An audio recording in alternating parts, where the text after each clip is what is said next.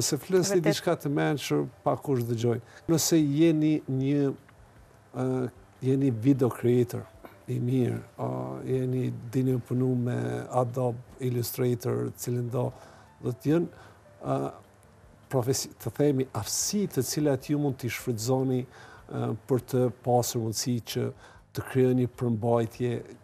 S'po flasim për video, sepse edhe për video nëse flasim këtu duhet të kesh të kaluarën ka qenë shumë e vështirë, ka duhet të dini njërin prej aplikacioneve për të pasur mundësi edhe Adobe Illustrator për efekte e tjera. Tani është bërë pak më lehtë me ardhin e artificial intelligence ku çdo gjë e lehtë mund të paraqesë edhe sfida të veçanta në këtë drejtim. Por po them këtë që nëse dëshironi të jeni edhe content creator, duhet të dini njërin prej tyre. Nuk mund të bëni content creator nga hiqi.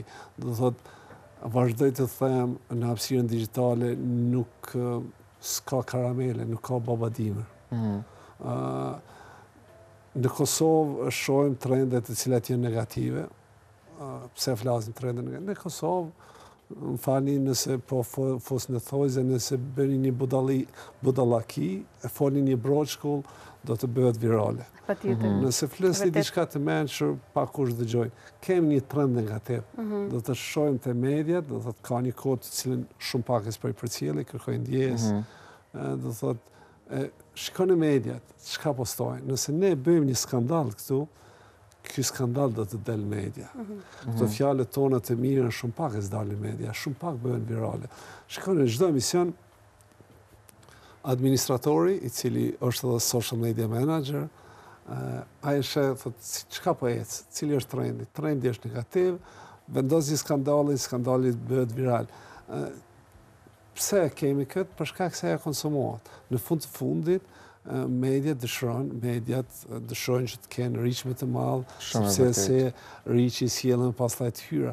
Dhe kemi një cikël i cili nga ana ime si profesionist po flas, do thotë nuk është i dëshirueshëm, nga se kemi më pastaj këtë idenë që është duke fituar në media, kemi idenë që çdo gjë negative, çdo skandal duhet të bëhet më pastaj publik dhe skandalet po ecin më shumë.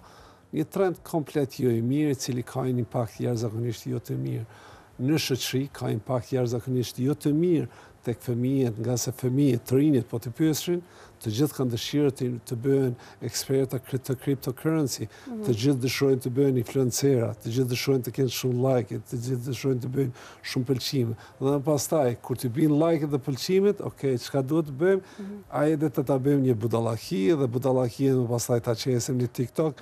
Pasi që e bojnë atë budallaki me qemi këtu, po më intereson shumë sa janë të fortë mandej me mu ballafaqu me komentet negative që ata i marrin në TikTok. Se njohim një numër shumë të madh të njerëzve që ndoshta e kanë një account të tyne personal, postojnë aty, mirë po është po mdokët i numër alo ma i madh i njerëzve që accountin e tyne të TikTokut nuk e kanë me emër tyne personal dhe e ndjejnë lirin e botës me marrë telefonin me shkru komentet ma ofend. Definitivisht, komentet ma të negative të mundshme, e që mandej po mdokët që aty janë në pikpytje se a mund e mund me vazhdu, sa jem dështë i fort emocionalisht me vazhdu këto, dështë a qesi në pikpytje muhabetin që paraprakisht kanë mujt me pas me print të tyne për sa i përket postimit të rrjetet sociale. Është më letë ne flasim këtu në media dhe më letë flas në media se sa në rrjetet sociale. Pse? Sepse aja të cilën kam thënë me miliona herë, vazhdoj të them, ngjarja është pakufishëm e përsëritshme. Nuk ka limit të personave të cilët mund ta shohin. Impakti është jashtëzakonisht i madh dhe presioni është jashtëzakonisht i madh.